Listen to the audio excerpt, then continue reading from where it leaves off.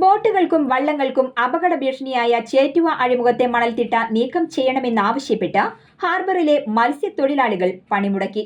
മണൽ മൂടിയ അഴിമുഖം എത്രയും വേഗം ഡ്രഡ്ജ് ചെയ്യുക, 50 മീറ്ററെങ്കിലും നീളത്തിൽ പുതിയ വാർഫും ലേലഹാളും നിർമ്മിക്കുക, വാഹന പാർക്കിംഗ് സൗകര്യം മെച്ചപ്പെടുത്തുക, ചെറുകിട വ്യാപാരികൾക്ക് ഐസിങ്ങിനായി മേൽക്കൂരയുള്ള സംവിധാനം നടപ്പിലാക്കുക, മത്സ്യബന്ധനയാനങ്ങൾ സുരക്ഷിതമായി കെട്ടിയിടുന്നതിനായുള്ള സൗകര്യമൊരുക്കുക, തകർന്ന പുലിമുട്ടിന്റെ നിർമ്മാണം ഉടൻ പൂർത്തീകരിക്കുക തുടങ്ങിയ ആവശ്യങ്ങൾ ഉന്നയിച്ചാണ് പണിമുടക്ക് നടത്തിയത്. അഴിമുഖത്തെ മണൽത്തിട്ടയിൽ ബോട്ടും വള്ളങ്ങളും ഇടിച്ചു തകർന്ന നേരത്തെ മത്സ്യത്തൊഴിലാളികൾക്ക് അപകടങ്ങൾ സംഭവിച്ചിരുന്നു.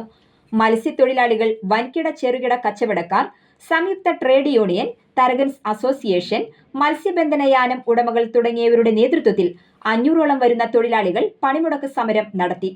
അധികൃതരുടെ ഭാഗത്തു നിന്ന് നടപടി ഉണ്ടായിട്ടില്ലെങ്കിൽ തുടർ സമരങ്ങളുമായി മുന്നോട്ടു പോകുമെന്ന് പ്രതിഷേധക്കാർ അറിയിച്ചു.